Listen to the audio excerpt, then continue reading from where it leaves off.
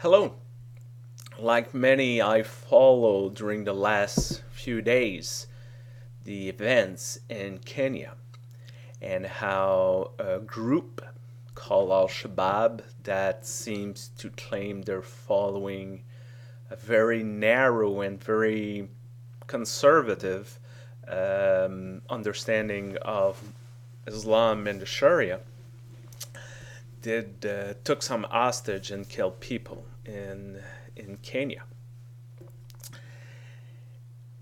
Also follow what the media said about this, and what caught my attention mostly that was this statement of a pundit from Fox News. You can imagine what kind of a statement they were doing at Fox News about this kind of crisis, especially it involved Muslim. And there was this pundit that issued this kind of very dramatic, broad statement that TV really like these days. He said, no more mosque, no more student visa in the US since Muslim apologize and denounce for what happened in Kenya.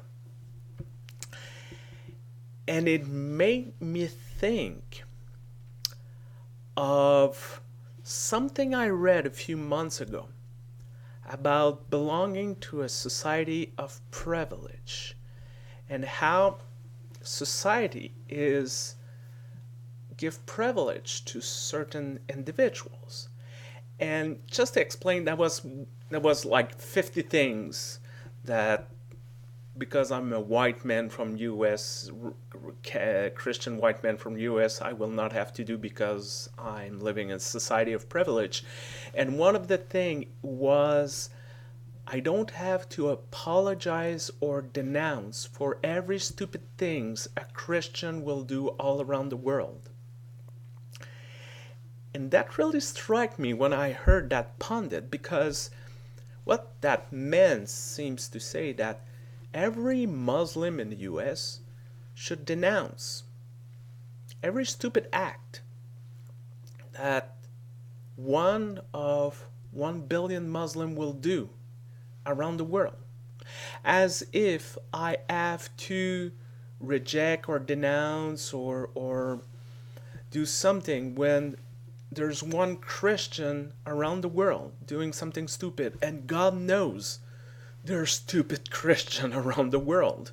And so each time, and if each time I have to denounce it, well, I guess that will be, I will do that all day long. Like I said, there's stupid Christian all around the world. That's a shame, but that's a fact.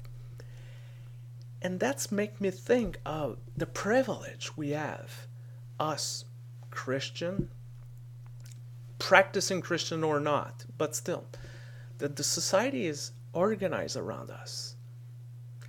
Another example to understand is for those who play video games or have children, grandchildren playing video games, is it as if the game is on cheat mode for us?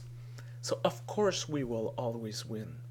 Or another example is you're playing card and you can change your hand as often you want, and you're the only one who can do it. The stack the deck is stacked in our favor, and we live with those privilege. And often when we complain against the others, immigrants, First Nation, people, different language, and so on, it is because we feel that they're not like us, because us is the normal. I don't have to justify the fact that I'm wearing a tie and a shirt this morning.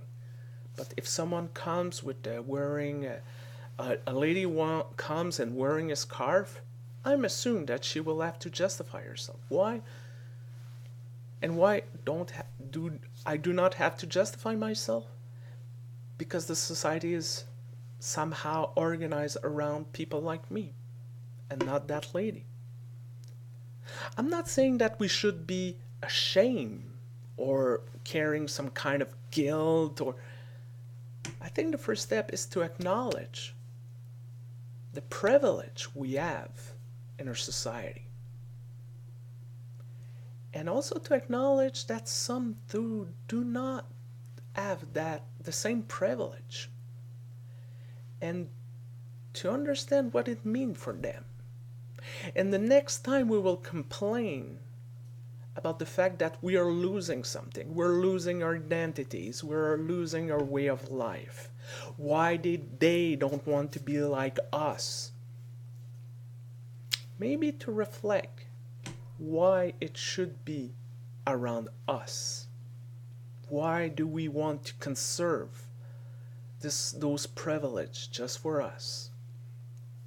I hope this week, when you will meet people that will be different, whatever the reason, you will keep that in mind. All the privilege we have, all the privilege they might not have, and how this affects our dealings, and how we can maybe get closer together, maybe by all of us taking a step forward to meet on a common ground. Have a great week. Take care of yourself. See you soon.